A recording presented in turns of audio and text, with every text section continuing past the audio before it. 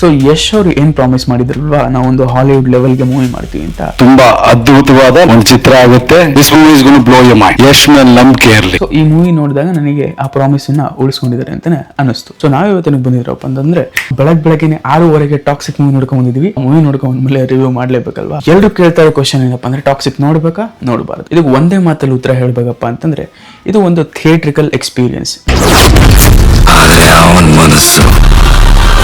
Because ಒಂದು ದೊಡ್ಡ ಪರದೆ ಮೇಲೆ ನೀವು ನೋಡಿದಾಗ ನಿಮಗೆ ಅದರ ವಿಜುವಲ್ ಕ್ವಾಲಿಟಿ ಆಗಿರ್ಬೋದು ಅಥವಾ ಸೌಂಡ್ ಕ್ವಾಲಿಟಿ ಆಗಿರ್ಬೋದು ಎಲ್ಲ ನಿಮಗೆ ಎಕ್ಸ್ಪೀರಿಯನ್ಸ್ ಮಾಡಕ್ ಸಿಗುತ್ತೆ. ಇದು ನಮ್ಮ ಕನ್ನಡ ಸಿನಿಮಾ ಆದ್ರೂ ಒಂದು ಇಂಟರ್ನ್ಯಾಷನಲ್ ಮೂವಿ ನೋಡಿರುವಂತ ಫೀಲ್ ಕೊಡುವಂತ ಮೂವಿ. ಸಿನಿಮಾಟೋಗ್ರಫಿ, ಕ್ಯಾಮ್ರಾ ವರ್ಕ್, ಹಾಗೆ ಸೌಂಡ್ ಡಿಸೈನ್, BGM ಎಲ್ಲವೂ ಒಂದಕ್ಕೊಂದು ನೀಟಾಗಿ ಬ್ಲೆಂಡ್ ಆಗಿರುವಂತ ಮೂವಿ ಇದು. ಮೂವಿ ಸ್ಟಾರ್ಟ್ ಆದ ತಕ್ಷಣ ನಿಮಗೆ ಮೂವಿ ನೋಡ್ತಾ ಇದೀವಿ ಅನ್ಸಲ್ಲ. ನಿಮಗೆ 1950s ಅಥವಾ 60s ಎರಾದಲ್ಲಿ ಇದೆಯಲ್ಲ ಆ ಗೋವಾಗೆ ಹೋಗಿರುವಂತ ಎಕ್ಸ್ಪೀರಿಯನ್ಸ್ ಕೊಡುತ್ತೆ. ರಾಯ ಕ್ಯಾರೆಕ್ಟರ್ ನಲ್ಲಿ ಯಶ್ ಅವರ ಮೊದಲ ಎಂಟ್ರಿ ಆಗುತ್ತೆ. ಅವರ ಸ್ಕ್ರೀನ್ ಪ್ರೆಸೆನ್ಸ್ ನೆಕ್ಸ್ಟ್ ಲೆವೆಲ್ ಇರುತ್ತೆ. ಯಶ್ ಅವರು ಅವ್ರದೇ ಒಂದು ಅವರ, ನಯನತಾರ ಅವ್ರದೇ ಒಂದು ಅವರ, ಇಬ್ರು ನಿಮ್ಗೆ ನೋಡ್ತಾ ಇದ್ರೆ ನಿಜವಾಗ್ಲೂ ಇವ್ರ ಅಕ್ಕ ತಮ್ಮ ಅನ್ನೋ ತರ ಫೀಲ್ ಆಗೋ ತರ. ಬಟ್ ಟಿಕೆಟ್ ಪಾತ್ರದಲ್ಲಿ ಯಶ್ ಅವರು ಕಂಪ್ಲೀಟ್ ಚೇಂಜ್ ಆಗಿದ್ದಾರೆ, ಕಂಪ್ಲೀಟ್ ಡಿಫ್ರೆಂಟ್ ಆಕ್ಟಿಂಗ್ ಮಾಡಿದ್ದಾರೆ. ಸೊ ಈ ವೇರಿಯೇಷನ್ ಆಕ್ಚುಲಿ ಜನಕ್ಕೆ ಬೇಕಾಗಿರೋದು. ಬಿಕಾಸ್ ಫಸ್ಟ್ ಹಾಫ್ ಮುಗಿಯೋವರೆಗೂ ನೀವು ರಾಯ ನೋಡಿ ಇಂಪ್ರೆಸ್ ಆಗಿರ್ತೀರಾ. ಅದಾದ್ಮೇಲೆ ಸೆಕೆಂಡ್ ಹಾಫ್ ಅಲ್ಲಿ ನಿಮಗೆ ಟಿಕೆಟ್ ಪಾತ್ರ ಬಂದ್ಮೇಲೆ ನಿಮಗೆ ರಾಯಗಿಂತ ನಿಮಗೆ ಟಿಕೆಟೇ ಇಷ್ಟ ಆಗ್ಬೋದು ಅಂತ ನನ್ನ ಅನಿಸಿಕೆ. ಬಟ್ ನೀವು ಕಮೆಂಟ್ ಮಾಡಿ. ಈ ಮೂವಿಯಲ್ಲಿರುವಂತ